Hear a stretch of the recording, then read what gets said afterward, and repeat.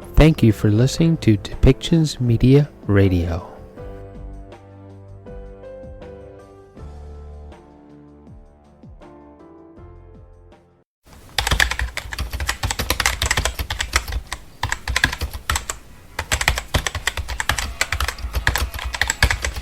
Welcome to Policy and Rights, the show about human rights and government policy.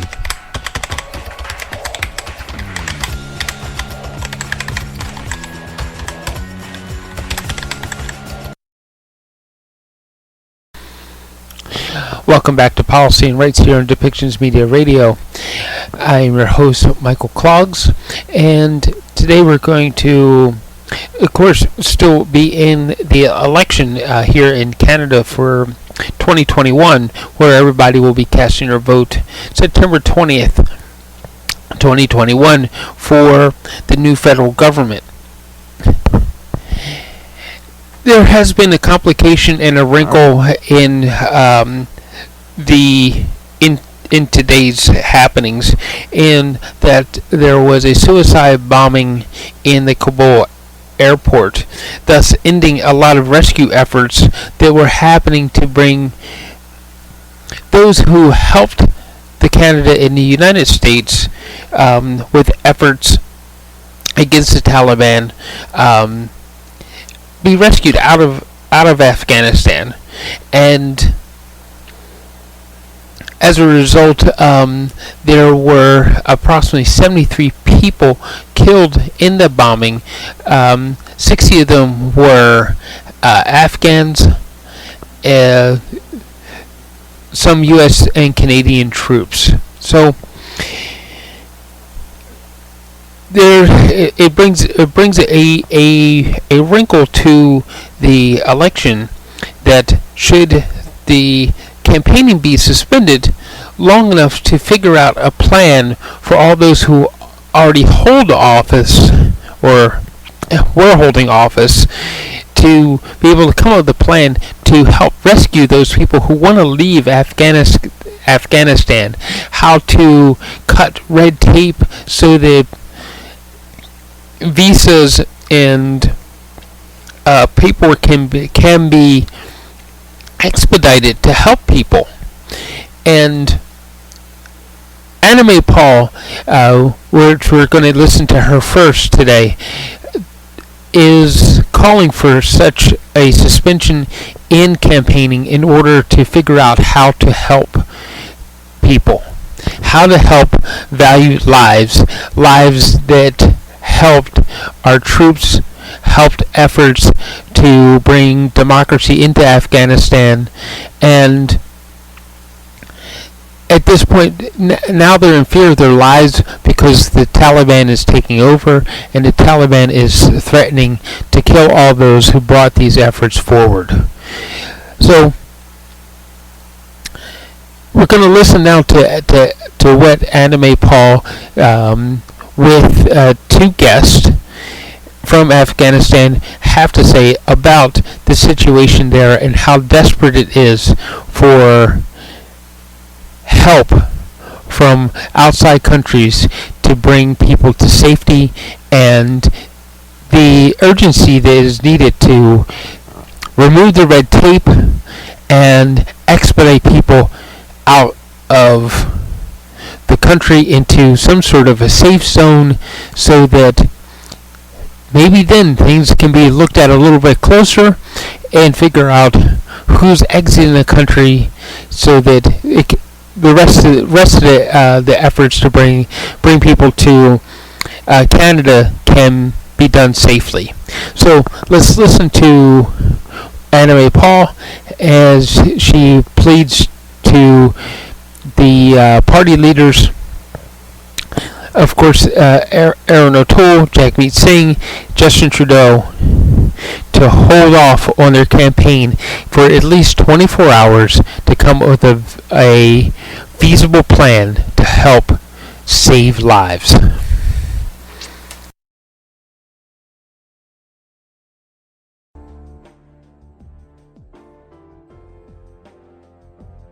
Thank you for listening to Depictions Media Radio.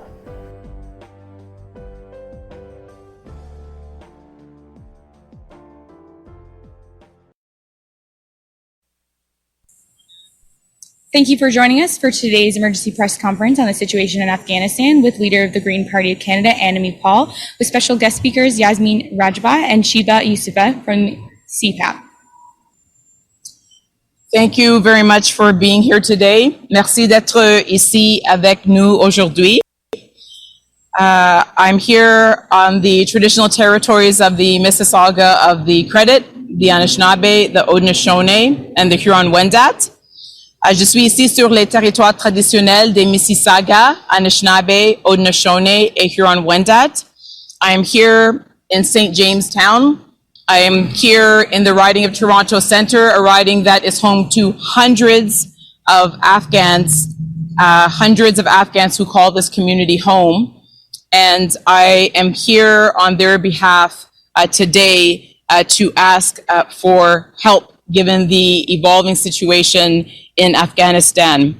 I will be joined shortly by Shiba Yusulazi, close, okay, of Olympia Immigration, and Yasmin Rajabi, both of whom are from also the Canadians for Afghan Peace, Canadian Campaign for Afghan Peace. And they will share their story about how this moment is unfolding for members of the Afghan community here in Canada and what their expectations are. First, let me say that given the events that have unfolded over the last 24 hours, I'm calling on all of my fellow party leaders to suspend their campaigns for the next 24 hours, their election campaigns for the next 24 hours, in order to focus their attention where it should be, which is on the crisis that has unfolded in Afghanistan. All of the Canadian citizens and permanent residents and Afghan support staff that helped Canada's military and diplomatic staff who have been left behind. I am asking that we do the right thing, suspend our campaign so that we can all concentrate our attention on where it should be, which is figuring out how we can rescue those that have been left behind in Afghanistan.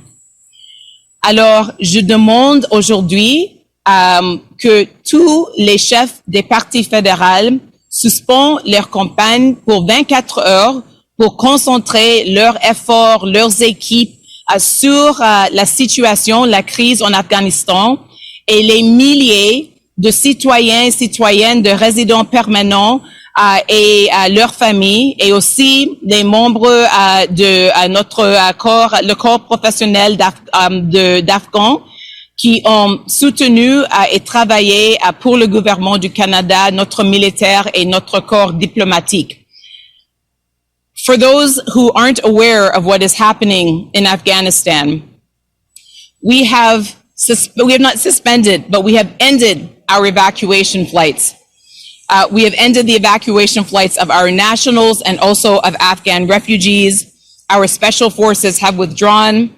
The airport is closed. And today there were, within the last 24 hours, there have been 2 terrible bombings at Kabul airport in Afghanistan.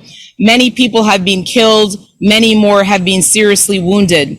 And so the window of opportunity that was open to rescue Afghan support staff and our Canadian citizens and permanent residents and their families through the airport or through other means of evacuation, that window has now closed.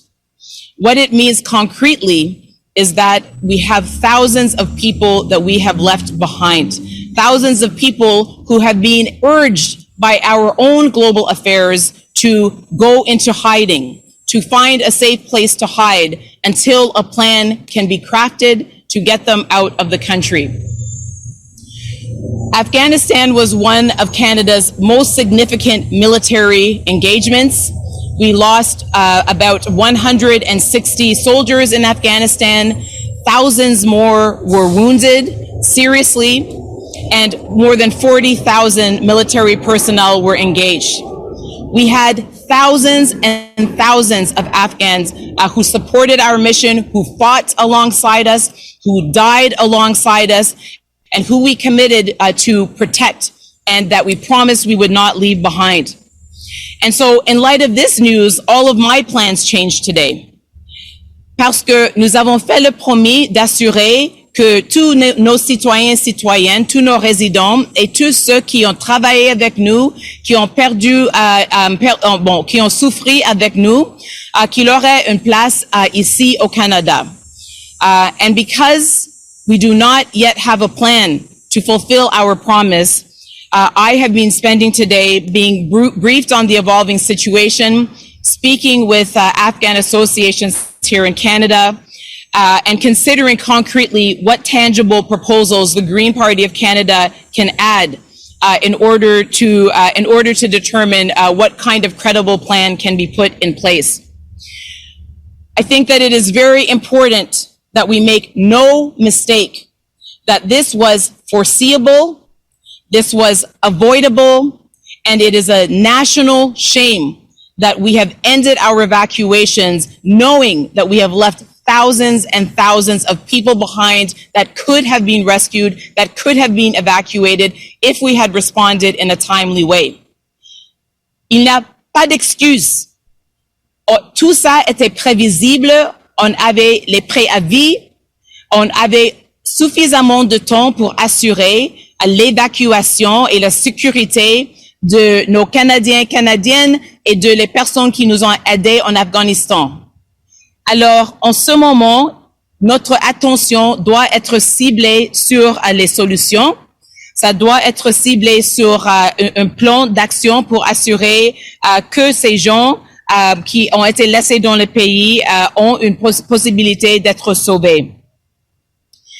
And so, even though we are in an election, which of course we called, and when I say we, I mean Mr. Trudeau called at exactly the moment that Kabul was being surrounded and the president of Afghanistan was fleeing. That despite the fact that we are in the election, some things are more important, some things must take precedence, and this is one of those moments. Because if we are going to be able to look back a year from now, a month from now, 10 years from now, and know that we did the right thing and that we did everything that we could in order to save the Canadians that were left behind, in order to save the family of Canadians who were left behind, in order to save the Afghan support staff who helped us and who counted on us, then this is the moment to do that. And so, again, I am asking the Mr. Trudeau and the relevant federal ministers to completely divert all of their attention to this crisis until they can propose a credible solution to the people of Canada. And I'm asking all political parties to come together in a cross-partisan way to develop solutions. I called for for a federal leaders debate, and that still stands. But if there is another format that is more productive, then of course we're open to that. Alors, j'ai fait l'appel pour un débat entre les chefs de parti. Je fais l'appel encore, je fais l'invitation encore. S'il y a un autre moyen de nous convoquer pour considérer les options, je suis tout à fait ouverte à ça aussi. And with that, I want to ask Yasmin and Sheba if they would please come forward. I want to do all that I can to put a human face on what is unfolding in Afghanistan. I want every person in Canada to understand what is at stake and what role Canada has to play and what our responsibility is in this situation. If you could please come forward. And I will leave them to say what needs to be said in their own words. Thank you, Ms. Paul, for giving us this platform. My name is Yasmin Rajabi, and I'm here with Sheba. And we are representatives of the Canadian Campaign for Afghan Peace, which is a coalition of Afghan Canadians who are urging our government to act now and protect the lives of Afghans and those that have supported us in our mission in Afghanistan. When I woke up this morning and I heard news that Canada has decided to withdraw and wrap up its evacuation efforts in Afghanistan, it was in disbelief. I could not fathom that our Canadian government was abandoning not only its own citizens, its residents, but also the people that we had promised to help, the people that had already received visas from Canada. It took me too long for that to sink in, that the Canadian government is willing to sacrifice Canadian citizens and residents and the people that have supported us in the country and has completely abandoned them. And the messaging that they are hearing right now is that they should shelter in place. But sheltering in place under a Taliban regime is completely dangerous. We are hearing reports from the ground now that Afghan women who are leaders have been found in their safe homes and have been shot and murdered by the Taliban. And that is the fate that awaits Canadian citizens, residents, and the people that have supported us. For those who remember what Taliban occupation looked like 20 years ago, it was horrendous. So many lives were lost. Especially those who were religious and ethnic minorities. Myself, I am Hazara, which is an ethnic minority that has historically faced prosecution in Afghanistan, as well as Shia, which is a religious minority. The last time the Taliban were in power, they ruthlessly murdered us, and there was a genocide happening in place. And we are seeing again that is taking place again. Just last month, Amnesty International released that 7 Hazara men were tortured and killed. And that is just the tip of the iceberg. There is so much more that is going to happen. It is disappointing that the last flight has left. Canada has not done enough to evacuate people from Afghanistan. The United Kingdom has evacuated 11,000 people. The United States has evacuated 80,000. Canada to have evacuated 3,700 people is insufficient. It's laughable about how low those numbers are, and there's so much more that we can do. Canada could have reduced red tape and waived a lot of the requirements to be able to get a visa, such as biometrics, and also making the documentation to be able to apply for a visa available in the language of the people of that country, which is Dari and Pashto. They could have also communicated much better. I've been hearing so many, and I've been receiving so many text messages, phone calls from people in Afghanistan right now saying, hey, do you know people in government? I've been calling that number for IRCC and I cannot get in touch. They have not responded to my emails. I have received approval for a visa, but I cannot get to the airport and there is no help. How is it that we are able to abandon our own people? And we need to make sure that the Canadian government can be clear about their plans. They need to tell us that what their plans are to get Canadians, residents, and those who helped us in Afghanistan out of the country. It is not enough for us to say that we are going to abandon them there, because it is only a matter of time before the Taliban regime, something horrific happens to them. And I've just been crying all day thinking about that potential.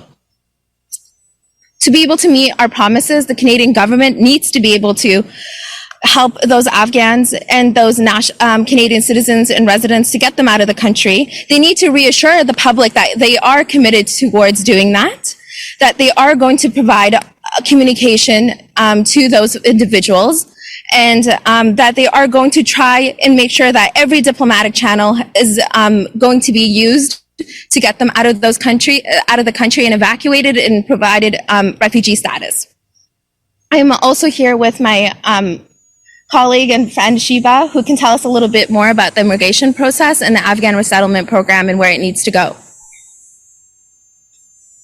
Thank you, everyone. My name is Shiba Yusufzai. I'm here on behalf of Olympia Immigration. I'm also here on behalf of CCAP. Thank you so much for giving us this platform to speak on this. My background is mostly about immigration, and I'm here to talk about that and to basically tell you guys how disappointed I am as a person. I've been getting hundreds and hundreds of calls from Afghan Canadians, from Afghans back home, from everyone telling me, how can we get out? And the only way I can help them is, have you worked with the Canadians? Have you worked with the Canadian Forces, Army, the embassy, or in any capacity? Most of them have not. And that's where the issue is for us. Most of the people are stuck. Most of the people that worked with the Canadians are not able to get through to IRCC. They're not able to get their visas. They're not able to communicate. And I think that's where the biggest issue comes from. We need to have, as Canadians, and we need to have a clear plan of how we're going to help them. This morning, as Yasmin said, we woke up to the horrific news of, Canada has completely, they have ended their evacuation plan. And that doesn't sound good. We were only able to bring in 3,700 Canadians, PRs, and Afghan nationals. So that's how much we were able to bring in. I don't think that's enough. I think that breaks the promises of the Canadian government to the Afghan nationals, especially to the Afghan nationals who supported the Canadian forces, the Canadian embassy, the Canadian NGOs and whatnot. They're completely abandoned. We need a better plan. We need more than 20,000. Even the 20,000, they're not additional applications. They were existing applications, and the Canadian government simply said that they will expedite it. We're thankful for that, but we need additional applications. We need a plan where we can tell people this is how you can get out. So I urge the Canadian government, on behalf of Olympia Immigration and on behalf of Canadian Campaign for Afghan Peace, to please do not end your evacuation plan. 3,700 is not enough. A lot more people helped you. A lot more people's lives are in danger, especially of minorities such as Shia people, the Hazara community, women, journalists and activists and whatnot. Please do not abandon them. Please stay there longer, get as many people out as you can, and then we will work on how to bring in more people. Please get rid of the red tape that surrounds immigration, especially immigration of refugees who are stuck outside of Afghanistan and people who are simply stuck inside and cannot do anything. Thank you.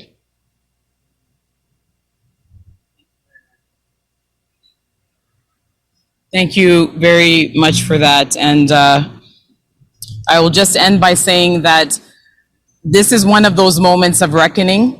This is one of those moments where every second counts. What we do now, we do not only to save those who need to be saved and who we promise to be saved, and our own citizens who need to be rescued, but we also do it with an eye to our place in history. This is one of those moments that we will be judged for, that we will be held accountable for, and if we ever hope to hold our heads up high and not to have them drop down in shame because of our inaction when people needed us the most, when our citizens needed us the most, and when the people who fought and died and risked their lives for Canadian citizens and for peace and democracy around the world. If we turn our backs on them now, if we abandon them to their fate, to beheadings, to sexual slavery, if we send women back into their homes for a whole generation because we refuse to act at a time when it was so important, then we will be judged harshly, and we should be. And so I hope there is a government in place now, still, despite the election. Mr. Trudeau and his ministers need to drop whatever they're doing, whatever they thought that they were going to be announcing this afternoon. They need to get to work. They need to get to work on that plan. And they need to ensure that Canada remains a country that when it makes a promise, it keeps the promise. And when a Canadian's life is at risk, we do what it takes in order to get our Canadians home. Merci beaucoup. Thank you very much. And we're ready for any questions. Thank you, Ms. Paul. Merci, Madame Paul. We'll see if there are any questions online on Zoom. Are there any questions here on Zoom? Est-ce qu'il y a des questions? S'il vous plaît, utilisez la fonction de lever la main si vous avez une question.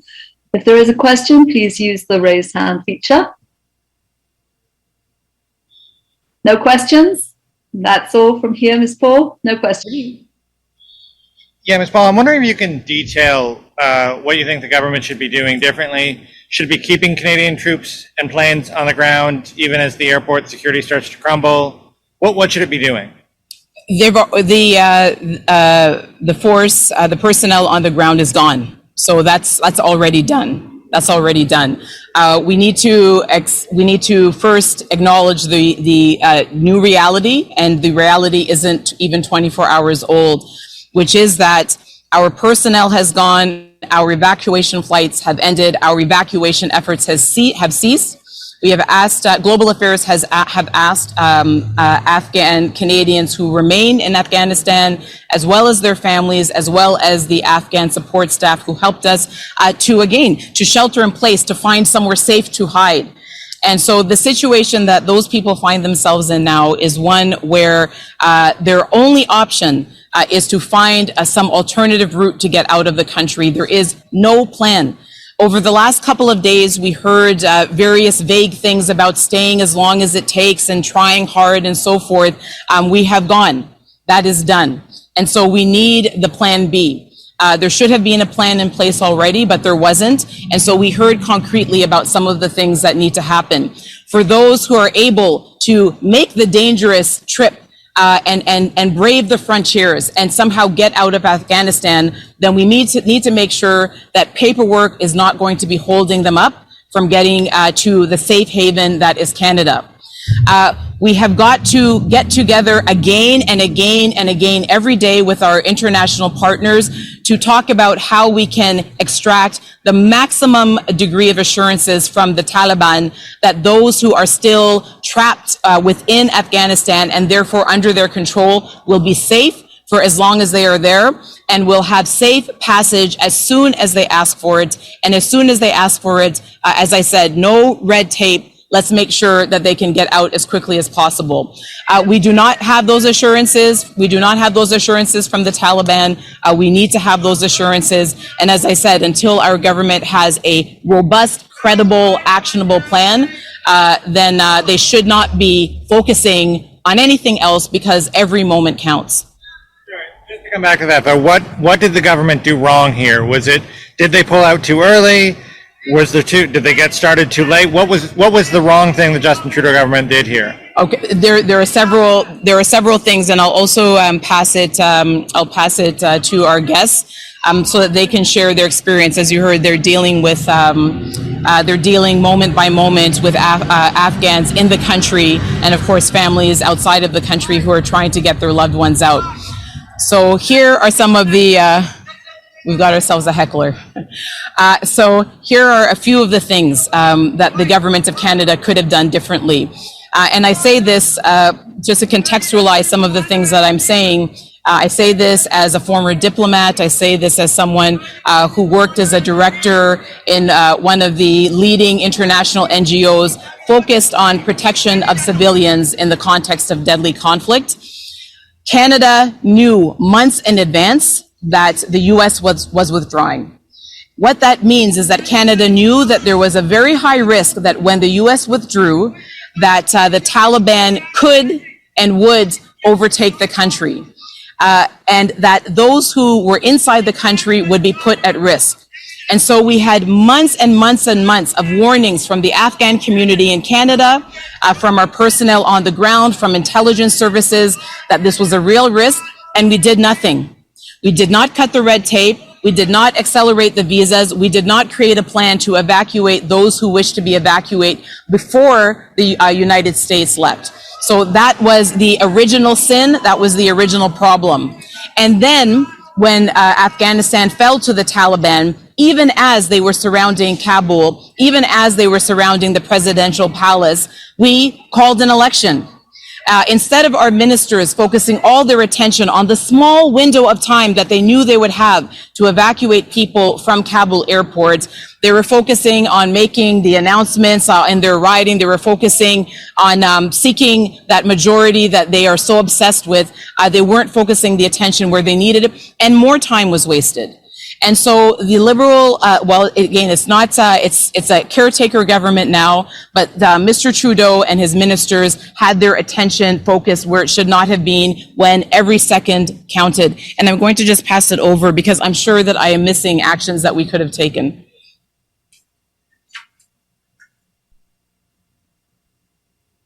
Thank you, Ms. Paul. And I would even just say right now, with the Canadian Campaign for Afghan Peace, some of our demands around supporting the people in Afghanistan includes increasing the number of Afghans that are going to be resettled here. The Liberal government had announced that 20,000 people were going to be accepted over several years, which is I can't even share like how low that number is. We need to right now accept 40,000 Afghan refugees this year and an additional 40,000 over the next few years, and make sure that we are providing a safe haven for those whose lives are at risk and that has also helped us. Right now, the Canadian Campaign for Afghan Peace has met with Ms. Anna May Paul, has met with Mr. Jagmeet Singh, but after several requests to meet with former Prime Minister Justin Trudeau, we have not received any answer. Justin Trudeau needs to be able to meet with members of the Afghan Canadian community and listen to our position on how to support peace in Afghanistan. This has been a complete failure from the very beginning. As Ms. Paul mentioned, we had ample opportunity to be able to evacuate our personnel, the people that have helped us, but we have not taken that opportunity to do so. We dilly-dallied, we took our time, and now the lives of those people who are still remaining in Afghanistan, their lives are in our hands. And if we do not get them support in time, if we do not get them evacuated in time, their blood will also be in our hands.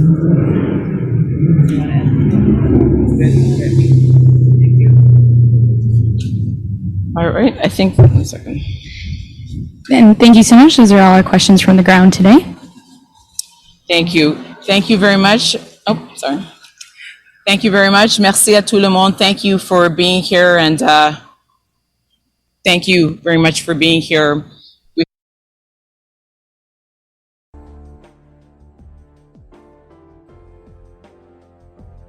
Thank you for listening to Depictions Media Radio.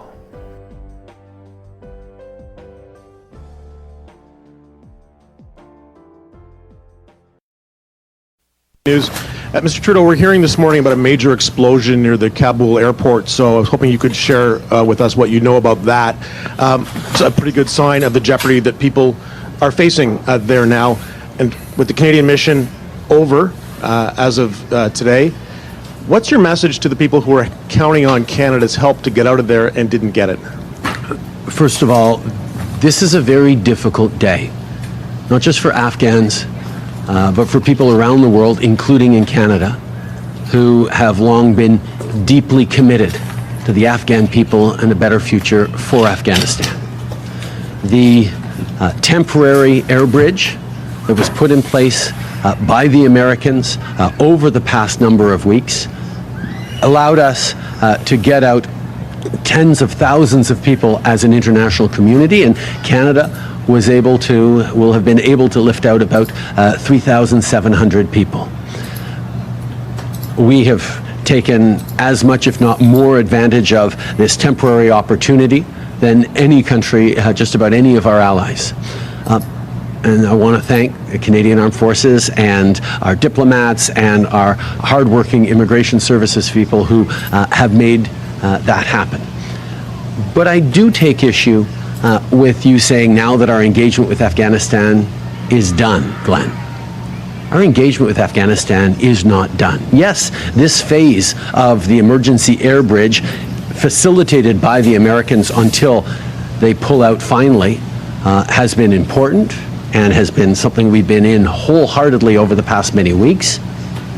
But our commitment to resettle over 20,000 Afghans in Canada in the coming months and years, our work to continue to support people in the region, our continued work to put pressure on the Taliban alongside our international allies to allow people to leave Afghanistan and come to safety in Canada will continue. This particular moment is done, and it's heartbreaking to see, but there is much more to do, and Canada will continue to be there for Afghans and the Afghan people. Okay. I recognize how today is a difficult day for a lot of people, certainly in Afghanistan, but also for people throughout the world, including Canadians who, for a long time, have been engaged in supporting the Afghan people and a better future for Afghanistan. The work we've done over the past few weeks, the temporary work permitted by allies and Americans to get people out, thousands of people out of Afghanistan, it's coming to an end because the Americans are leaving, but we were able to take advantage of this opportunity to do as much as almost all of our allies. We were able to remove 3,700 people on 17 flights since August, and it made a big difference. But our engagement towards Afghanistan does not finish today.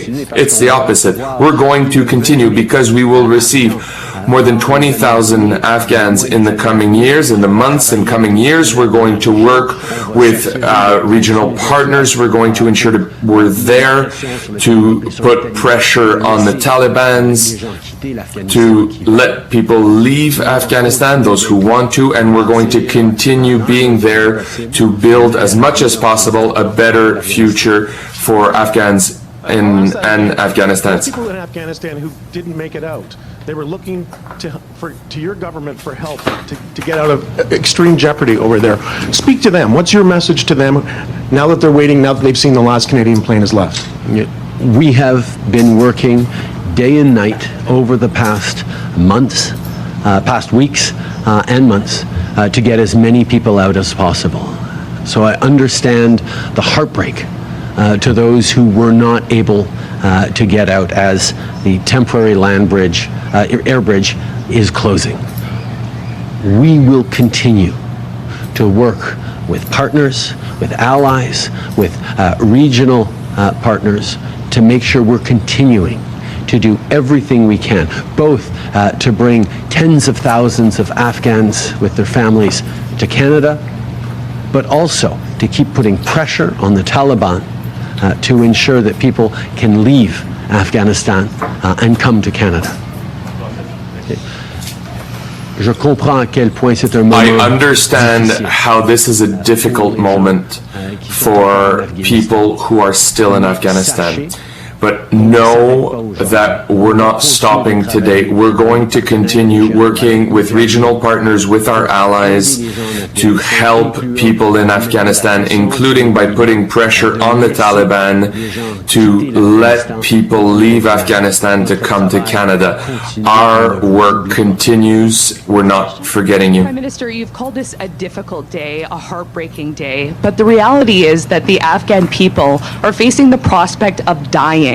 So where is your personal responsibility for this fiasco? We know how incredibly difficult this moment is because Canadians have been working unbelievably hard over these past many weeks. Our Canadian forces, our diplomats, our consular agents to get as many people out as we possibly could. And compared to many of our allies, we've done extremely well. 17 flights since the beginning of August, over 3,700 people evacuated. But of course, there is much more to do.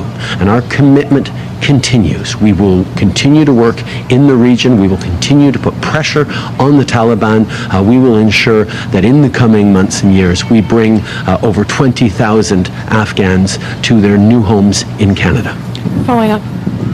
You see there's more to do, but let's focus in on the accountability piece for a second. Could more have been done sooner to evacuate more people, specifically the bureaucratic red tape that prevented more people from getting special visas and onto flights? Where is the accountability for that piece? I think we all understand that the speed with which the Taliban took over Kabul rendered this an extraordinarily difficult situation for allies, for Canadians, and especially for Afghans. We have been working day and night. 17 flights come out of Afghanistan since the beginning of August, 3,700 people brought out of that country. But of course there is more to do, and we will continue to work with our allies with the closing of this temporary air bridge that was secured by the Americans, but that had a very clear end date. The first phase is perhaps done, but the work will continue in the region by Canada and its allies. Okay. Nous avons travaillé d'arrache-pied. We're going to work, we've been working very hard for weeks to get people out.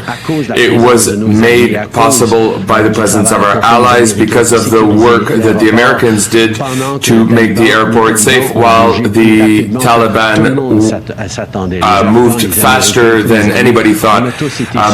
All our allies, we were all surprised by the speed with which the Taliban took control of Kabul and the country.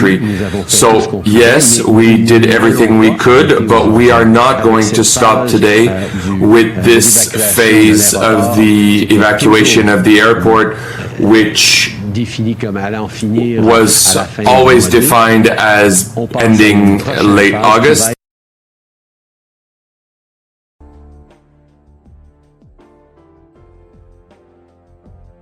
Thank you for listening to Depictions Media Radio.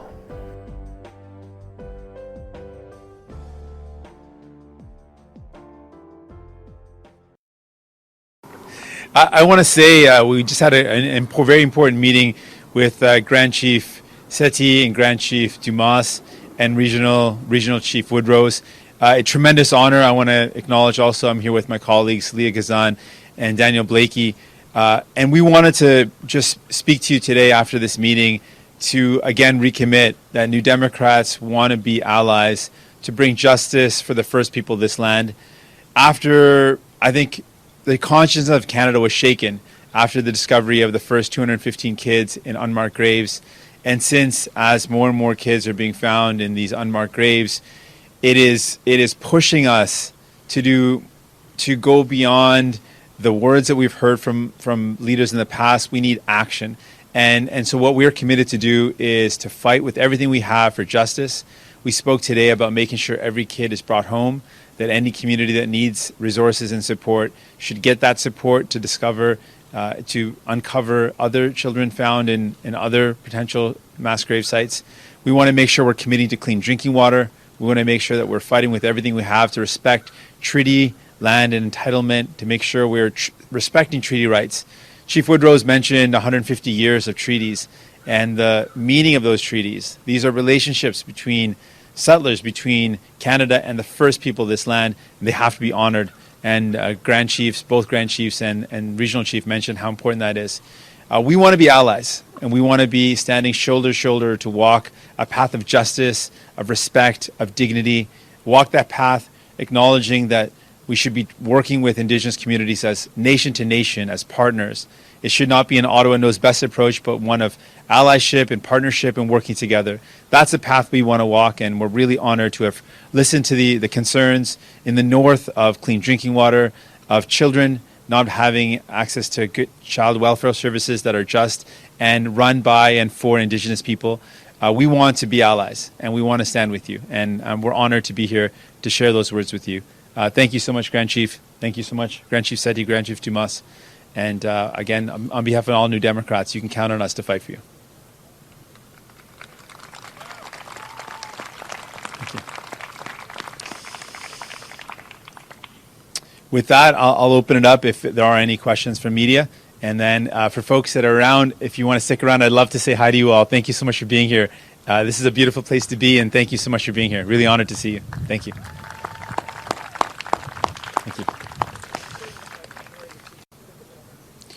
What a powerful question to receive, standing beside two powerful voices for Indigenous justice, Grand Chief Seti and Grand Chief Dumas. Just for folks maybe listening, question is around Ryerson University now is officially going to change its name.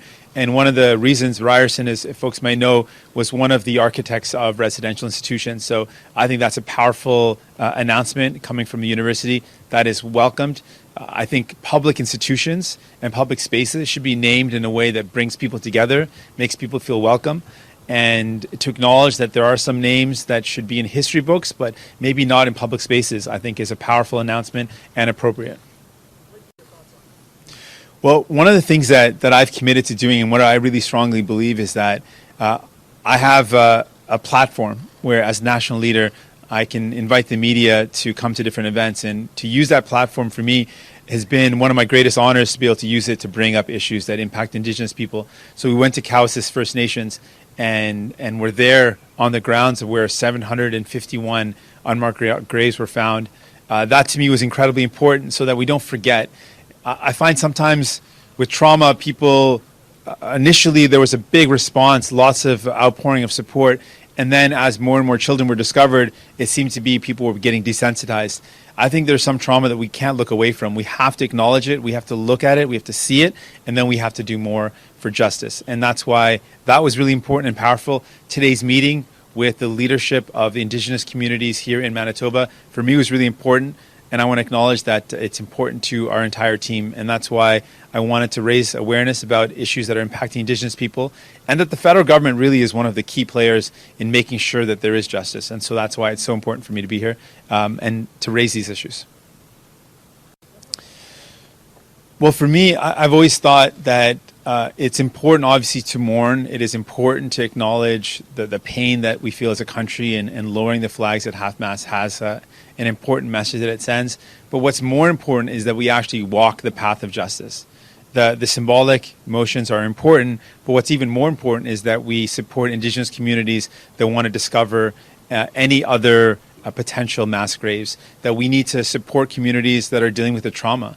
We've met with people that are directly impacted survivors, but also the children of survivors, and then grandchildren of survivors of residential institutions. This is intergenerational trauma, and the pain of that doesn't just go away. So what's more important than just the symbolic gesture of lowering the flags is actually making sure we support communities with that trauma and in the healing. We support communities in bringing every single child back home. That's what we need to do. In general, we need to make voting as easy as possible, and voting is easy. And I think one of the things we need to do better is just to provide information around how to do it. I want to encourage everyone listening, if you live in a reserve, if you live in an urban setting, wherever you live, please get out and vote. It is easy to do. You can do a mail-in ballot. We can look it up online. There's lots of folks that are willing to help you. You can contact your local office, but you can get your mail-in ballot. You can vote online. You can vote right now at returning offices. We want to encourage people to vote as much as possible, but we do want to acknowledge that it has been hard for communities, particularly rural and remote communities, particularly for Indigenous communities, to participate. That's been very difficult. I want to encourage, as a country, we have to do everything possible to make sure it's easy and it's accessible for everyone in our country to vote. And I want to encourage everyone, please get out and vote. Use the online tools, use the mail-in ballots, go in person if you can. It is safe, it is secure. Please vote. Very good question. I think I'd like to acknowledge Jagmeet for meeting with us. Simply out of respect, he's made himself available.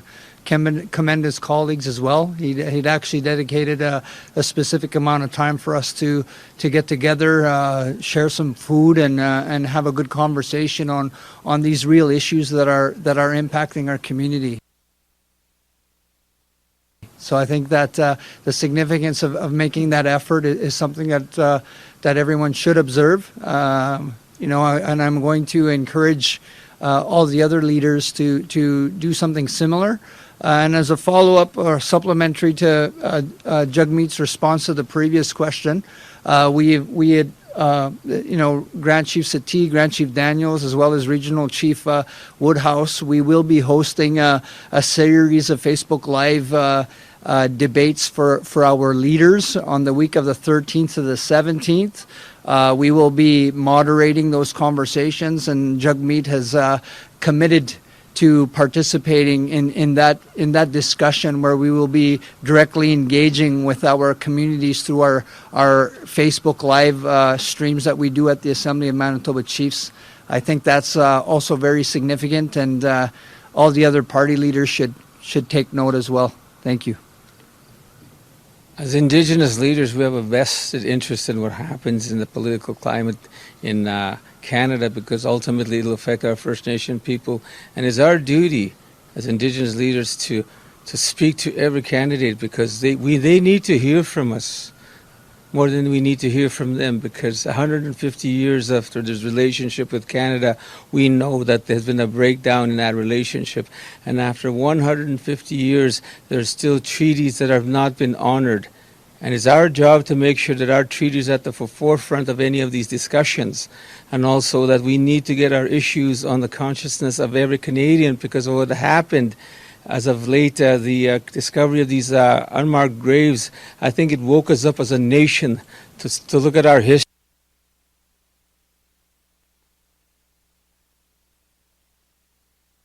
in a real way, and without no truth, there can be no reconciliation. We want to make sure every candidate has an opportunity to hear from us as opposed to us hearing from them, because our indigenous people's issues matter, and they've never mattered more than today. Egusania. I'd proudly say that I'd endorse somebody who excels in an institution where they're not supposed to be. You know, I have nothing but respect for Jagmeet Singh. I think that on a personal level, he's a tremendous leader, regardless of the flag that flies behind him. I always support strong leadership, sound leadership, you know, the opportunity is there. We do our part to try and engage our communities to make informed decisions on whatever political decisions they make. Fundamentally, the Assembly is nonpartisan, but we support all strong leaders. I'm a former history teacher of First Nations, and I can tell you the stories of colonialism and assimilation, and how each party in the past has harmed our people in some fashion or other. So I think that, in my view, like being nonpartisan, we still have to be working with whoever is in government, because ultimately they make decisions. And it's up to each and every individual who they decide to vote for. But at the same time, from an Indigenous lens, we have to be mindful of the history, the colonial history that has plagued our nations for so long. And we want to make sure that our people are informed, that they can vote from an informed position. And I think that ideally, the way that we should be in Canada is we need to have our own voice. But until that time comes, we have to utilize these parties to move our issues forward. But I think that the greater preference would be to have our own voice in Parliament as opposed to using these existing systems. But until that time comes, we have to work with whoever wants to work with us. That's where we are. 2015, Justin Trudeau a promis de s'assurer que toutes les communautés autochtones vont avoir l'eau potable. Après 6 ans, elle a dit que ça va être la réalité après 6 ans. Après 6 ans, elle a dit qu'elle ne peut pas réaliser ses promesses, donc il a admis effectivement qu'il a brisé sa promesse. Et ce qui est important de savoir, c'est le fait qu'on est dans le 21st century. On est dans un pays de G7. On a les ressources nécessaires pour s'assurer que toutes les communautés autochtones ont accès à l'eau potable. Il n'y a pas d'excuses pour expliquer comment ça prend 6 ans pour s'assurer que toutes les communautés autochtones ont accès à l'eau potable. En plus, maintenant, la promesse, c'est Justin Trudeau a dit qu'ils ont besoin de 5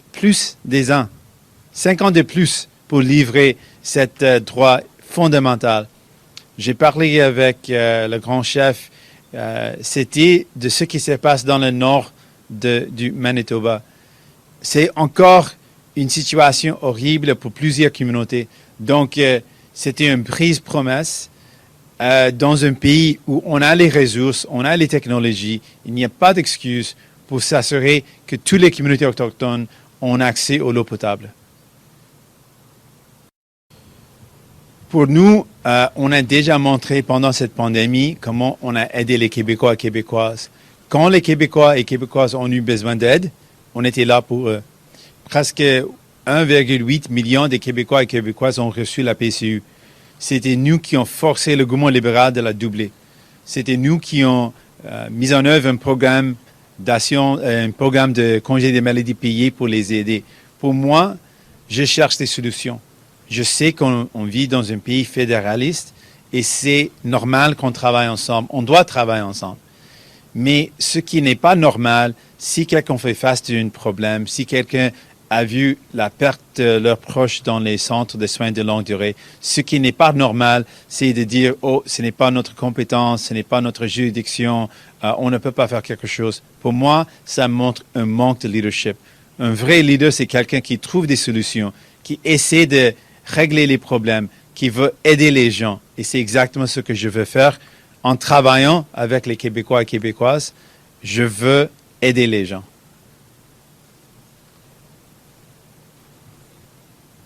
I'm always looking forward to the future. Thank you. Good to meet you. You're somebody that I actually wanted to I'll shake your hand a little later. I think you were a leader in your own right, a trailblazer. I want to acknowledge you in that sense in this moment. But I always go by the conviction, the acumen and the expertise of our leadership in Manitoba. I want to acknowledge all of our chiefs. I want to use the First Nations pandemic response and our mobilization as to how we used our leadership in this country. While I appreciate the healthy working relationship that we have had with Minister Miller and some of his counterparts, fundamentally it's First Nations leadership that guided the process. It is First Nations acumen and First Nations expertise that paves the way for all of us. I want to acknowledge our leaders. When First Nations do well, we all do well. When we were able to access vaccine for our populations and we had additional resources, we shared with our neighboring communities, with the rest of our neighbors in this province. I want to acknowledge those chiefs for doing those things as well. But fundamentally, we will work with who we want to work with, who's wanting to work with us. We want to work in a meaningful way with people, and we were more than willing to guide anyone who's willing to listen. Unfortunately, far too often, people choose to talk about us and not talk with us, and that's a very hard lesson for some people to learn. Unfortunately, I believe the Premier of Manitoba feels the ramifications of that to this day. I want to acknowledge, our health team experts in how they dealt with the pandemic, our allies within the provincial healthcare system who were willing to listen and take direction from First Nations expertise and acumen. And I know that Jagmeet is more than willing to listen. I want to acknowledge his colleagues who are here, who have taken every opportunity in their own way to take proactive steps to try and stand in solidarity with the different advocacy that we've done at the Assembly. So the opportunity is on Jagmeet and his colleagues to learn from First Nations so that we could be that guiding hand that will create a better future for us all if everybody's willing to work with us. Igose. Creason, good to meet you. It's an honor. Historically, non-Indigenous entities have tried always to fix the conditions of our people and bringing their solutions, bringing their agenda. But I think that this time the agenda has been turned. When we come to the government and say, everything you've done in the past to try to fix our problems has created a bigger mess. So we come to you with solutions. We come to you with a plan. And do you want to implement this plan, or do you just want to put it on a shelf? That is the question that we're asking every candidate at this juncture, because I believe for far too long, the people have sat in offices trying to figure out what is best for First Nations, and they've never stepped foot on a reserve in their life. So that's going to change, and it's changing right now because our people need to be listened to. Our people need to be heard, and that's what we're doing. We're going across the spectrum to make sure that our Indigenous people have their issues heard and also have a plan to implement those recommendations by our people. And also Truth and Reconciliation calls to action, and also the plan of actions that are still not implemented, that has to change. And treaties have to be implemented. The whole reason why our First Nations are in the mess is because the lack of the implementation of treaties. If we want to fix First Nations, implement the treaties. Case closed. Egosane.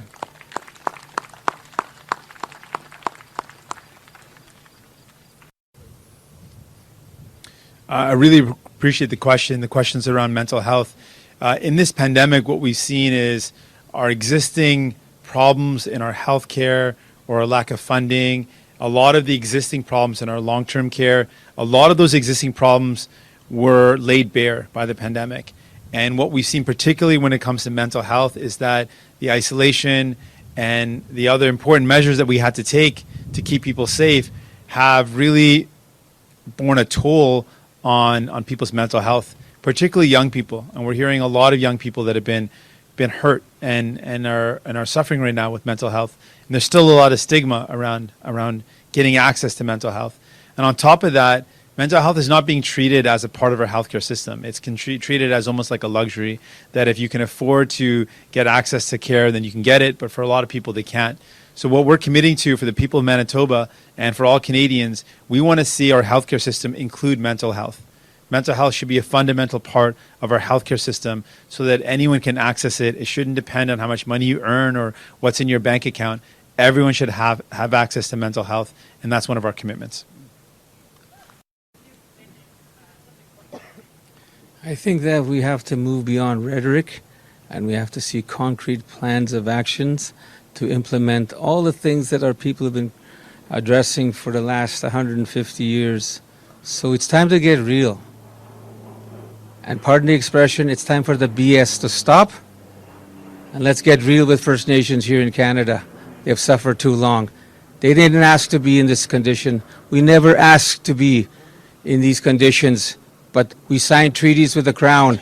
And for 150 years, we have seen very little implementation of those treaties. And our people rightly deserve their part of these agreements, and it has not happened. So I think that it's time for rhetoric to stop, and it's time for action. Words, are something that are spewed out so frivolously, but action is what we want. I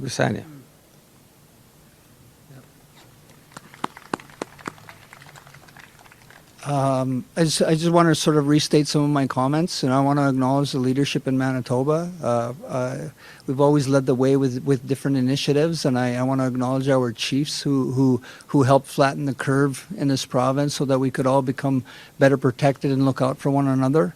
With that said, we need a government that is willing to listen, a government that's not going to impose half measures or half steps in dealing with things, a government that's going to actually listen to the direction, a government that's not going to come with prescribed concepts and prescribed notions, who's actually willing to listen to the results that have actually been developed in this province from our leadership through our expertise and acumen for decades. We actually have all the solutions here in Manitoba.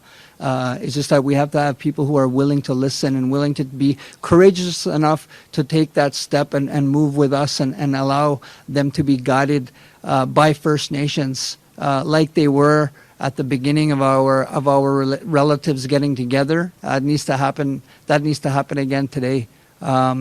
Take, for example, the recent national holiday in acknowledgement of residential school.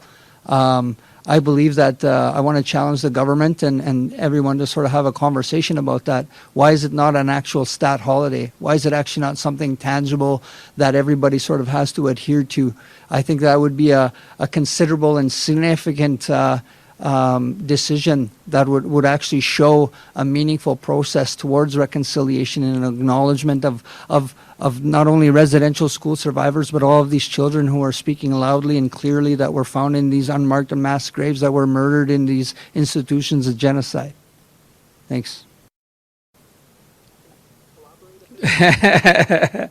No, our executive has recognized the candidate that is running for our riding, and she's Indigenous. And then we want Indigenous people to get involved in this process because, as I said earlier, we have a vested interest in what happens in Canada when it comes to our Indigenous people, and we continue to support Indigenous people as they run.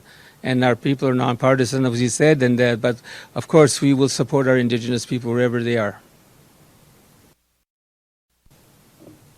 I'd also like to support that comment.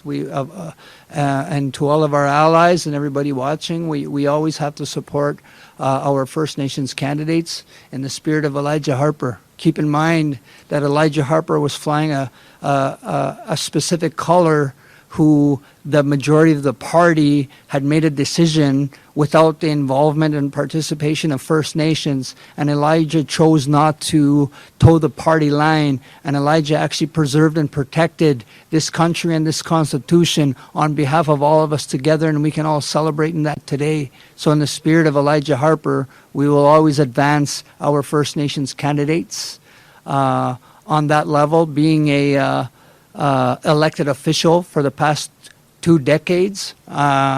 I think that it's time for a fresh start in the North, and I absolutely support Shirley Robinson in her candidacy. Thank you. I concur with that comment. We fundamentally and absolutely believe that Indigenous communities should be caring for Indigenous children. We made that commitment today when speaking with the Grand Chiefs and Regional Chief. That's something that should happen and must happen, and we're committed to listen to what Indigenous community leaders and Indigenous communities are saying around how we can make that happen, but we are committed to it. We've been fighting for that.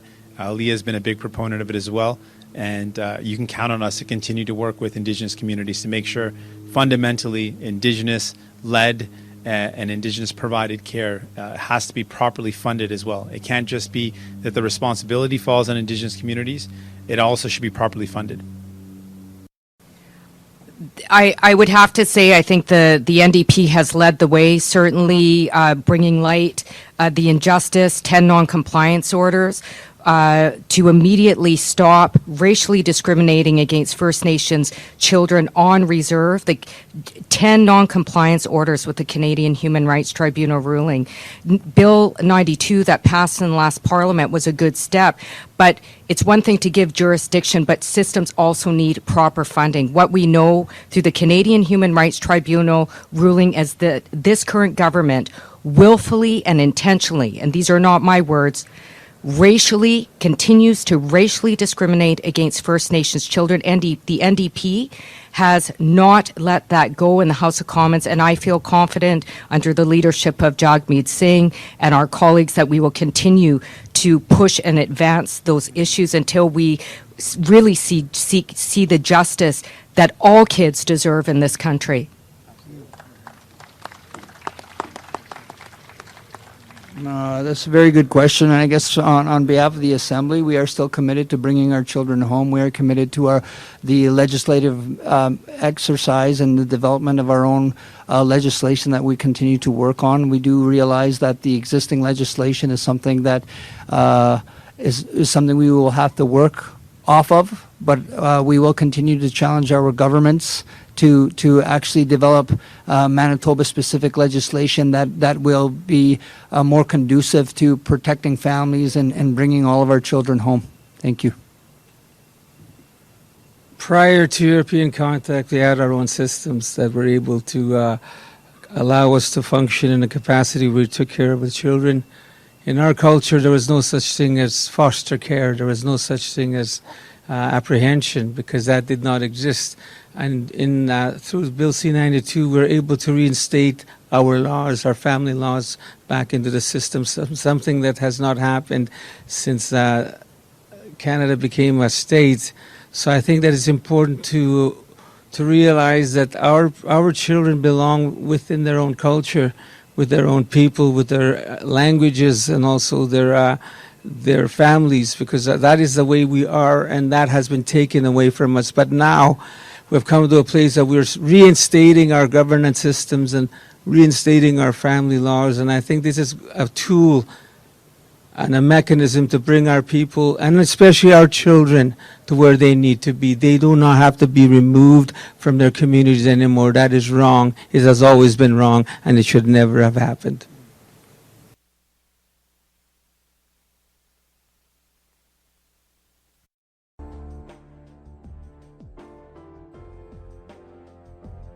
Thank you for listening to Depictions Media Radio.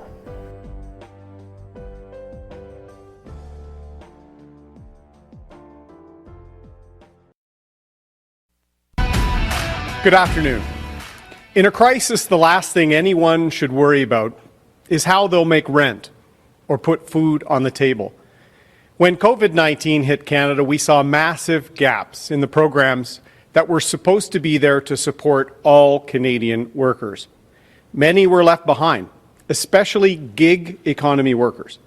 1.7 million Canadians work in the gig economy. We're talking about everyone from truckers to graphic designers, from warehouse workers to delivery drivers, anyone working on a contract or an on-call basis. For some, it's their main source of income, and for many others, it helps them make ends meet or save for the future. But when the pandemic hit, the safety net that every other Canadian worker could count on in tough times, it wasn't there for these workers or their families. They don't qualify for employment insurance under the current rules, They don't have the insurable hours and contributions of a typical employee. Put simply, the federal government failed them. Quand la pandémie a frappé, le filet de sécurité dont les travailleurs à la demande ont besoin dans les moments difficiles n'était pas là pour eux et leurs familles. Avec les règles actuelles, les travailleurs à la demande n'ont pas droit à l'assurance emploi. Ils n'ont pas les heures assurables ou les cotisations des employés typiques. C'est simple, le gouvernement fédéral les laisse tomber. The system has to change. Canada's recovery plan will provide security for gig economy workers. We believe it's time for gig economy companies to give their workers the protection they need. Our plan will require companies with gig economy workers to make contributions equivalent to CPP and EI premiums into a new, portable employee savings account every time they pay their workers. Il est temps que les entreprises donnent aux travailleurs à la demande la protection dont ils ont besoin. Notre plan va exiger que les entreprises qui ont des travailleurs à la demande fassent des contributions équivalentes aux cotisations au régime de pension du Canada et à l'assurance emploi. Les entreprises vont le faire dans de nouveaux comptes d'épargne et chaque fois qu'elles paient leurs travailleurs. Funds in the employee savings account will grow tax-free and can be withdrawn by the worker when they need it. Gig economy workers shouldn't be left behind when a crisis hits. We will make sure the necessary support is there for Canada's gig economy workers, just as they are for any other Canadian worker. Only Canada's Conservatives have a plan to secure the future for all Canadian workers. On va agir pour que les travailleurs à la demande aient le soutien nécessaire, comme tous les autres travailleurs canadiens. Seuls les conservateurs du Canada ont un plan pour agir pour l'avenir des travailleurs canadiens. Avant de prendre des questions, je veux prendre quelques minutes pour m'adresser aux Québécois et aux Québécoises. Ce matin, le Premier ministre Legault a dévoilé les priorités du Québec pour la campagne fédérale. Je tiens à le remercier et l'assurer de ma collaboration pour atteindre ces priorités. Un gouvernement conservateur va mettre fin au paternalisme et aux intrusions de Justin Trudeau. Notre approche va être un fédéralisme de partenariat. C'est l'un des principaux engagements que j'ai fait dans mon contrat avec les Québécois et les Québécoises. Un gouvernement conservateur va augmenter les transferts en santé dans une manière stable, prévisible et sans condition, d'un minimum de 6% par année. On va donner plus de pouvoir en immigration, donc en matière de réunification familiale. On va s'entendre pour un rapport d'impôt unique pour le Québec tout en conservant les emplois en région. Et comme j'ai dit en septembre dernier, on va travailler ensemble pour faire appliquer la loi 101 aux entreprises à charte fédérale. On va aussi encadrer le pouvoir fédéral de dépenser et on ne va pas intervenir dans les contestations juridiques de la loi sur la laïcité. En matière du logement et d'environnement, un gouvernement conservateur va être ouvert à des nouvelles ententes pour mieux répondre aux ambitions du Québec. Finalement, on va être un partenaire pour développer et moderniser l'ensemble des infrastructures québécoises avec des programmes plus flexibles et on va financer le troisième lien Québec-Lévis à hauteur de 40%. Nous sommes le seul parti en faveur de ce projet. Nous, les conservateurs, sommes le seul parti qui peut remplacer Justin Trudeau. Les Québécois et les Québécoises méritent un gouvernement éthique et prêt d'agir sur leurs priorités. C'est ça, le fédéralisme de partenariat. Merci beaucoup. Thank you. I'm ready for your questions. We will now be taking questions. Allons maintenant prendre les questions. Bonjour Boris Proud du Devoir. J'aimerais savoir, M. O'Toole, si vous ne comptez pas aller de l'avant avec le programme fédéral en garderie, allez-vous quand même maintenir l'entente de 6 milliards avec le Québec, telle qu'a été signée par le gouvernement Trudeau? Avec notre plan, on va aider toutes les familles québécoises, toutes les familles canadiennes immédiatement, et on va aider les familles à faible revenu, mais en même temps, on doit respecter les chambres des compétences des provinces, mais on a un programme prêt et ça serait mon approche. Respect pour les chambres des compétences, mais je vais agir pour les familles. Sans égard au reste de votre programme, seulement sur le 6 milliards pour l'entente avec le Québec sur les garderies, oui ou non, le Québec peut s'attendre à ce qu'un gouvernement auto respecte cette entente? Comme j'ai dit, je vais respecter les chambres des compétences. La garderie au Québec, c'est un programme qui fonctionne très bien il y a 20 ans. Je vais assister les familles québécoises directement, toutes les familles. Et je vais travailler avec la province sur la situation en santé et sur les priorités pour les Québécois et Québécoises. C'est dans notre plateforme, notre plan pour le rétablissement du Canada, et c'est aussi dans mon contrat avec les Québécois et les Québécoises. Prochaine question. Oui, bonjour, Laurence Martin de Radio-Canada. Sur la question des transferts en santé, parce que c'est aussi une demande de M. Legault ce matin, vous vous engagez à augmenter les transferts de 6 par année. M. Legault a dit c'est très bien, 6 par année, mais nous, on veut en plus une augmentation en ce moment de 28 milliards là, pour que le fédéral couvre 35 des dépenses en santé. Est-ce que vous vous engagez aussi, en plus de votre 6 par année, d'augmenter immédiatement les transferts de 28 milliards de dollars? Comme j'ai dit dans une conversation avec le Premier ministre Legault, je vais avoir une réunion avec tous les premiers ministres dans mes premiers 100 jours comme Premier ministre. Je vais être un partenaire avec toutes les provinces. Et avec les transferts en santé, je vais augmenter les transferts avec un minimum de 6%, minimum, mais sans condition. Et c'est très important de respecter les champs des compétences. Sur la question de l'immigration maintenant, M. Legault souhaite que la réunification familiale se soit décidée par Québec. Est-ce que oui ou non, vous êtes prêt à laisser ce champ de compétences pour la réunification familiale à Québec?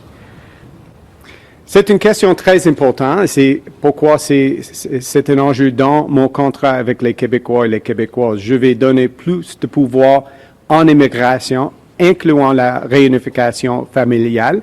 Il y a des défis sur le terrain au Québec maintenant, la pénurie des main-d'œuvre, et c'est très important de respecter le français aussi avec notre système d'immigration. Et c'est pourquoi je vais travailler en étroite collaboration, mais je vais donner plus d'autonomie sur l'immigration, incluant la réunification familiale.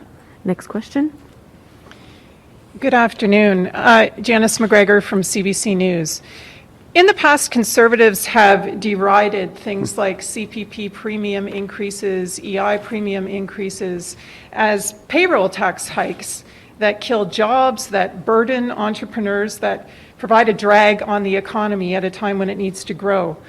Why has your party had such a change of heart on this, and why is it going to add this burden to a section of the economy that hasn't had to carry it up to this point and has provided a lot of growth as a result? Because the Conservative Party is going to stand up for all workers. And this is a new part of our economy. The gig economy didn't exist years ago when EI and other programs were rolled out. And that's why 1.7 million Canadians were missed in a crisis. What we're creating today with the portable employee savings account is protection for those workers.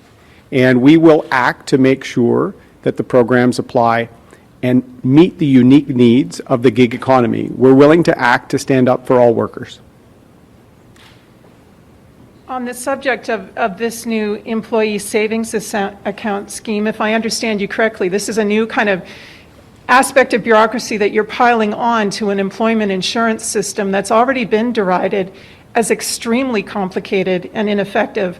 I'm wondering why the Conservative government would take the approach of adding more complications and aspects to EI instead of coming out for Canadians with a comprehensive vision for meaningful EI reform, which people have been asking for a very long time.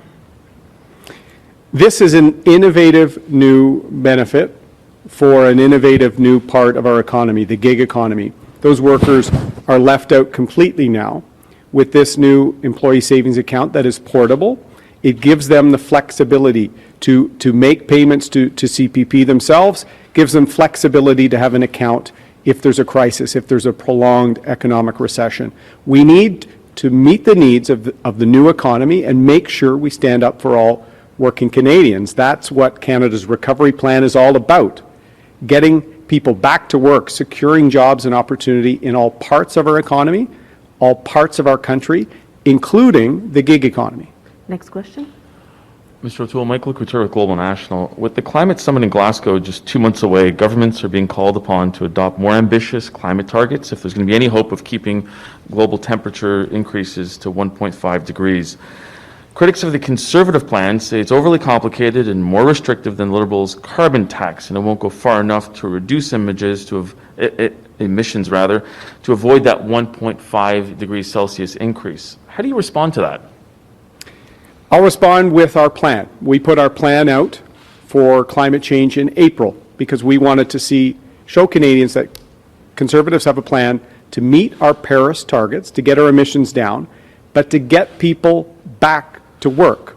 Canada's recovery plan is about securing jobs, securing our economy, and securing our environment. This is an issue that's important to me, as I've said, not just as a politician, but as a parent.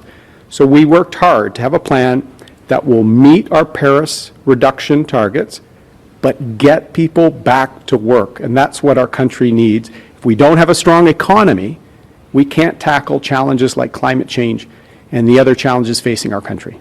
In the same vein, I just want to follow up with the International Energy Agencies calling for no more oil and gas infrastructure to be built. Construction of TMX pipeline extension is now underway. Will you commit to stopping TMX, and what about other future pipelines? Would you commit to not building any future pipelines? We need to get our economy back on track. People working, including in Western Canada, including in energy and natural resources, and Canadian resources, are the world leaders in environmental stewardship. There are many net zero by 2050 plans in Canada's resource sector. We have highest standards of human rights, transparency, Indigenous partnership and participation. We should be proud of what we do in Canada. We can get our emissions down while we also get people back to work. That's exactly what Canada's recovery plan is all about, and it's why I'm inviting Canadians, check out our plan. Our country needs a plan, it needs leadership. Next question. Good afternoon, Mr. O'Toole. Stephanie Taylor with the Canadian Press. Canada has already submitted its higher targets for greenhouse gas reductions by 2030. We're now looking, or the goal is 40 to 45%. If you become Prime Minister, are you committed to meeting that goal? As I've said, we launched our climate change plan in April. It's an ambitious and innovative plan that will meet our Paris targets, but get people back to work, get our economy moving forward again. We've been transparent, and we've worked with a leading third party to make sure that people can see our plan to reduce emissions, and we're serious about it. But Mr. Trudeau, this is another example, has never made a target as Prime Minister. Never. He's never made a deficit target. He hasn't made his target on safe drinking water. He hasn't lived up to government transparent by default. The sunny ways language of Mr. Trudeau, people have seen after 6 years. They're let down time after time after time. We have a plan. We can tackle climate change and get the country back to work, and that's exactly what we will do. I would like you to clarify first, Mr. O'Toole, your plan says 30%. That is our existing Paris target. But the way the Paris Agreement works is every 5 years or so, we're supposed to ramp up that ambition. So are you committed that if you become Prime Minister, you will meet Canada's new target of between 40 to 45% or your existing 30%? We will meet Canada's Paris targets. And it's time to be honest with Canadians. We need a real plan to meet those targets, and that is exactly what I launched in April. Mr. Trudeau says one thing and does nothing, not just on climate change, literally on every subject. We've put forward in Canada's recovery plan an ambitious set of environmental commitments that are important, but it's equally important to get this country back to work, to get people working. If we don't have a strong economy, which is happening under Mr. Trudeau, runaway inflation, a cost of living crisis, jobs and investment leaving our country, if we don't unite our country, get it working again, we can't tackle climate change and have the ambition that Canada wants to have to meet those Paris targets. So we will meet our targets and we'll get this country back to work. Next question. Kevin Gallagher, CTV National News. I'd like to ask you a question about Afghanistan, sir. We've heard you criticize Justin Trudeau on this, but you've also said that you would show leadership, but at the same time allow the Army to make its operational decisions. But there are certain decisions that, as Prime Minister, you would need to make for our troops on the ground. You've criticized Mr. Trudeau, but I really do think that Canadians need to hear what you would make in terms of decisions for operational measures in Afghanistan that could put troops in danger. Could you please let us know what your plan would be in this scenario right now? Well, Kevin, like all Canadians this morning, watching explosions, watching death and destruction in Afghanistan is heartbreaking. Women and girls will once again be subjected to a brutal Taliban regime. There's no rule of law, no respect for rights. It's a travesty. And that's why, literally for months, and in some cases for years, we've been pushing the government to act. Get people out that are at risk, work with our allies to help people that are at risk or displaced. We need to act as a country to respond alongside our allies and to stand up for people that are at risk. Mr. Trudeau has wasted months with inaction and has now put us into an election when the situation has been in chaos. It's heartbreaking, and that's another reason why we need leadership, why we need a government that will be ready to represent our interests at home and abroad. La situation sur le terrain en Afghanistan est très, très triste. Mes pensées sont avec les femmes et les filles là-bas. C'est une situation horrible. Et malheureusement, M. Trudeau a manqué l'opportunité d'agir sur la situation et d'agir sur les réfugiés en danger à cause de leur appui pour notre pays.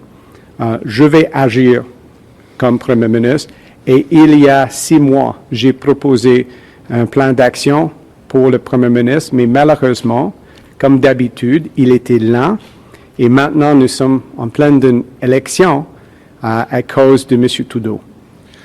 But we've been hearing the same answer from you for days, sir. What are the specific actions that you would take? Would you extend Canada's mission on the ground past August 31st? Would you do actions similar to the French troops that went outside of the protected zone from the airport to find people on the ground in Taliban-controlled zones of Kabul?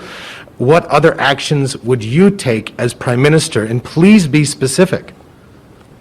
As I've said, the situation is heartbreaking, and that's why we need action. That's why last month I wrote the Prime Minister directly on this. We were calling for action to get people out, to work with our allies. We've been demanding this for months and in some cases years. The Trudeau government has failed to act, and they have abandoned people on the ground in Afghanistan. That's not Canada's way. That's not the Canada of Vimy Ridge and Juno Beach. That's not the Canada that fought apartheid. That's not the Canada that's always been a player alongside our allies and alongside our values. I will act, and we would have gotten people out before the chaos erupted.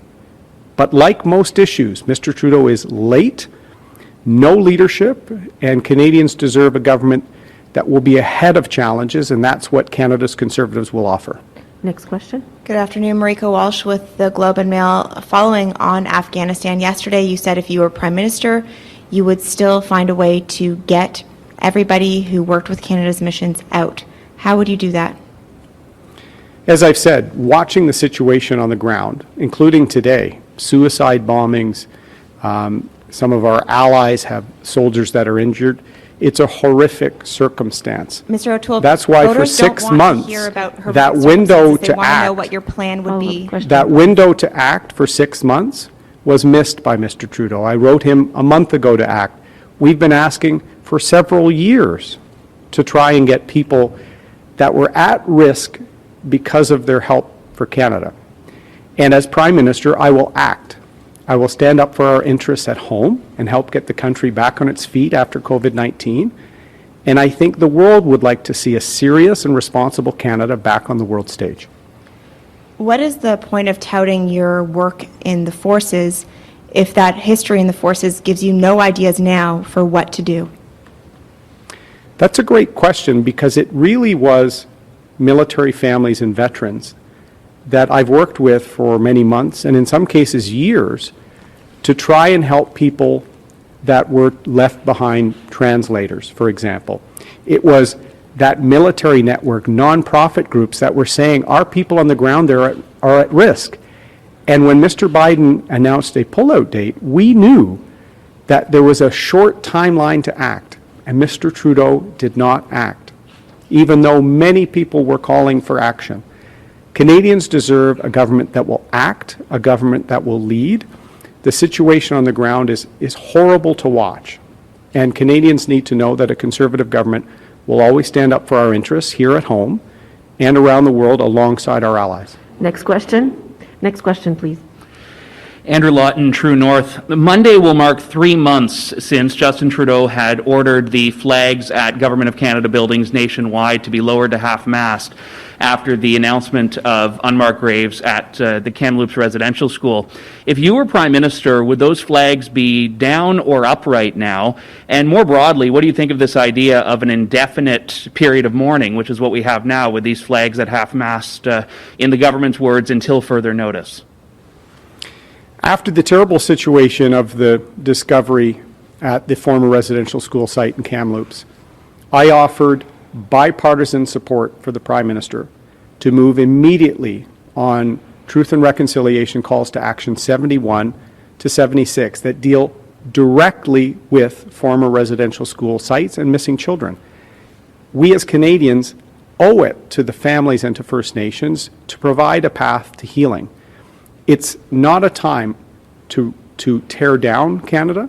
It's a time to recommit to build it to be the country we know it can be. And reconciliation is very important and should be important to all Canadians. I think to recommit to Canada, you have to be proud of Canada. You can't cancel the one day a year that you commit to your country. You need to use that day to recommit to the path of reconciliation. So I've been talking to Indigenous leaders since I became opposition leader. Reconciliation will be important for me, as will be pride in Canada, building it up, making it more opportunity for more people, including Indigenous peoples. That will be my priority, and I do think we should be proud to put our flag back up. This will be the last follow-up question. Your platform calls for the establishment of a permanent task force to address foreign interference in Canada's elections. You say in the platform that Justin Trudeau's efforts to safeguard against this ended after the 2019 election. Do you think that this election is at risk of foreign interference, and if so, how? I do think there's risks of foreign interference, particularly with what we've seen happen in other democracies, allies of Canada. We've seen interference from bad actors, and I feel that Mr. Trudeau hasn't been doing enough in this situation. It's also a horrific situation for Chinese Canadians who've been subject to unfair anti-Asian intolerance and hate. They also have the challenge of being observed and being tracked by agents of the Communist Party of China. So we need to be serious and protect our institutions, protect our democracy. And this is another thing that I think Mr. Trudeau has not taken seriously, yet he launched a pandemic election when there's fires in BC, the Delta variant, the situation in Afghanistan. He's putting his own interests ahead of the national interests. And that's one of the reasons why I think our country deserves change. It will be all for today. Ce sera tout pour aujourd'hui. Merci. Thank you. Thank you for listening to us today. for joining We us for hope that the today's information press that we conference on have the situation in provided Afghanistan, the leader of the from Green Party of Canada, the Aaron Paul, party special guest leaders speakers, Yasmin helps us Karacha and decide Yusufa what kind of from Canada we CPAC. truly want to see, what kind of Canada we want to have at the end of this election period. Justin Trudeau has said many times that this is their time for Canada to decide what Thank are you very Canadians much for going being to here today. decide, Merci d'être ici and avec nous what aujourd'hui. kind of Canada are we going to have at I'm the end of it. here on the traditional territories.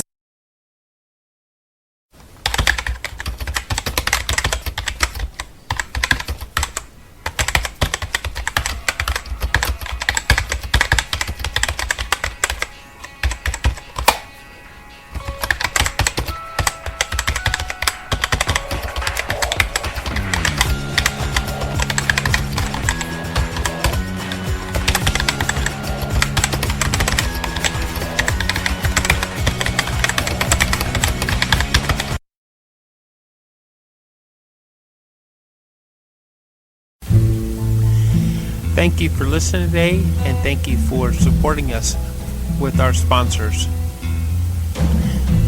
Please go to depictions.media for more information and click on our contact link and let us know how we can help. How we can help bring your story and help bring us to a better world.